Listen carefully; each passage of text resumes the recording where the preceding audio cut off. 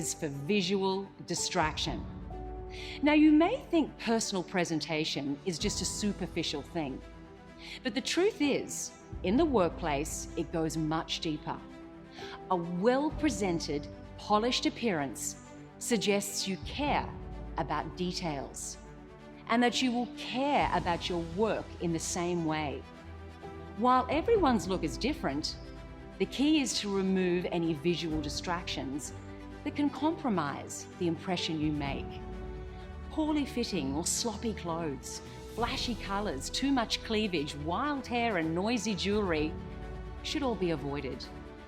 The idea is that people focus on you and your capabilities, not on how you look.